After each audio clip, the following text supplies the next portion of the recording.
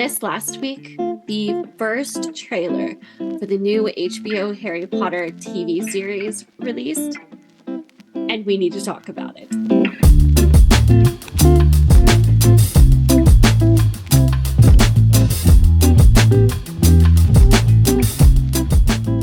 Hi, guys. Welcome back to the studio sessions. My name is Brooke, and every week we talk about movies and film and the chaos that is the film industry right now. This week, I want to dedicate this whole episode this week of the studio sessions to the trailer for the Harry Potter TV series coming. I feel like I've shared this before, but I don't know how deeply I've delved into just how much of a Harry Potter fan I am. Like, I'm an OG, read the books when I was 10, right as the movies were releasing, saw them all in theaters, read the books several times. Fan. I love these stories. I love these characters. I love this world. And I am so excited to watch this new TV series. I have to say, after reading the books, watching all 8 films, more times than I could even sit here and count, I have always thought a TV series for the books would be an amazing way to adapt them, just because you are so limited with time on a movie. And with a TV show, you can really expand it to however long you feel fits the story. And there's a lot that wasn't in the movies, that was in the books, that they didn't have time for, that I really love, that I'm really super excited to see in the show, and some I already know is going to be in the show, and I'm excited for it. I still have some things I'm hopeful to see in the show. And so I was skeptical at first of how it would feel to watch other actors as these characters. After over 2 decades with having them as the actors for these characters, the Golden Trio, yes, but also the surrounding characters, seeing somebody else as McGonagall and Mrs. Weasley is just an experience, personally. But when the trailer came out, I was very pleasantly surprised by how it felt. Before I get into why, just to give one last caveat for how big of a fan I am, that is a map of the wizarding world, complete with Hogwarts grounds and castle, Hogsmeade Village, Diagon Alley, like the full thing. I have a shirt on right now, totally appropriate. That is Mom, Manager of Mischief. I have my Marauders map coffee mug, as I solemnly swear that I'm up to no good. And that's kind of just what's immediately surrounding me right now. So there's that. Okay. So I'm not going to give a play-by-play of the trailer personally, because I feel like there's a lot of people doing that. While it would be really fun, I kind of want to give my 5 biggest points from the trailer that the book lovers should know about. These are what give me hope. Let's jump into my initial reaction to the trailer first. It felt so real. The original films, while beautiful, beautifully made, very good. I don't know what other words to use. Amazing. I love them. Clearly, I'm a fan.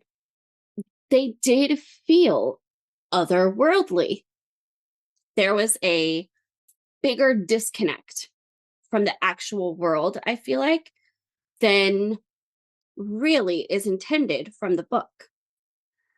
And this show just from the trailer already feels like it's really blending them into one and letting you fully see the journey and really straddle that line between the two, which is what Harry does through the whole book series. He's going back and forth. He's experiencing both and having to live and navigate both. And I love that. It already feels more grounded and like relatable, not just this fantasy world, although it is and it will be. And there is that in there too. But I hope that makes sense. It feels like it blends the two worlds together and may give you a bigger bridge to it, a bigger, deeper connection between the two than we were getting in the films. Again, I don't fault the films for that because they were under a legitimate time constraint. And I thought for what they did, most of the, I'm not going to say all, I have a couple of things I would have made a different decision on, but most of the decisions that they made, I appreciate and I'm good with. Again, I'll say most, not all. But just that initial feeling, I love. I also will say the actors were really good. There was a couple of lines in the trailers that are iconic that were said by another actor than the original. And it didn't strike me as difficult as I felt like it would. Like maybe not some quotable ones, but as a fan of the series, definitely ones that stuck out to me that like, oh, those are big scenes in the series, like Aunt Petunia cutting Harry's hair. That was not in the original movies, but that is in the books. And that was interesting to hear her do the "there is nothing special about you, you're just a boy" line. I'm not quoting it verbatim very well, but that was one that stuck out to me. Also, Hagrid on the subway was, I thought, going to be a really hard thing to see somebody else play Hagrid other than Robbie Coltrane. And surprisingly, I was able to hold space for both. Now, they do a really good job of, he looks very strikingly similar in how they have him, like very, very similar. But the face is automatically recognizable to me as different. And so that was interesting. I am still going to have to get used to some of the other actors. But I think overall, it worked. The Golden Trio has worked really well for me so far from what I've seen for the trailer. Those three might be some of the most interesting actors to see different, just because they're the Golden Trio. They're the main three. You know, you spend so much time with them. And we'll see how the actual show itself feels. But I thought they did really well. Now, there is some semblance to the original in each of them in different ways. And that probably helps. It is the same character they're trying to embody. So the hair, all of that is going to look the same. But so far it worked. Now, the 5 things I thought book people will notice, and hopefully it gives them hope, like it's giving me hope for what the show will actually be and how faithful to the books it might be. Then I have an extra little bonus knowledge that's been confirmed for what we'll see in the show that I'm really excited for at the end. So, number 1, the environment and the overall settings looked very authentic and real to how they're described in the books, like the classroom with the high seats and the candles all over, much, much more attuned to the first and second films, which were much more book authentic, which is really exciting. And I honestly think will help it feel like its own thing instead of constantly causing me to compare, because it'll have a different feeling rather than trying to do the same thing. And there's a lot of these themes in these that I found that honestly I was very happy with, very impressed by, and I'm excited to see, because it made it feel like, okay, this isn't them trying to recreate the films but longer. This is its own unique thing, and that feels good. Hi, guys. I just wanted to take a quick second to tell you about a really amazing webinar I'm honored to be a part of with Turner Syndrome Foundation. It is actually today, April 1st, at 5 p.m. Pacific, 8 p.m. Eastern. So I will put the link to register in the description. And yeah, it is all about the behind the scenes of making my film and how impactful of a storytelling medium film is, and why sharing Turner syndrome through film is so powerful. So if you've been interested in the behind the scenes of my film I Made Like a Butterfly, you want to hear about advocacy through film, I would love to have you join me. Click the link in the description, and I hope to see you there. The second thing is the further added in moments that we didn't get in the films that are a bigger part of the books. We're going to end up spending more time with the Dursleys than just the first 15 minutes of the movie. It's going to be way more fleshed out, I think, from what we saw in the beginning of the trailer where he's with the Dursleys. Things like his hair being cut, all of that. I feel like we're going to spend much more time with them, and that will be much more fleshed out and in depth, whereas it wasn't in the films. And in the books, it much more was a bigger part of the story.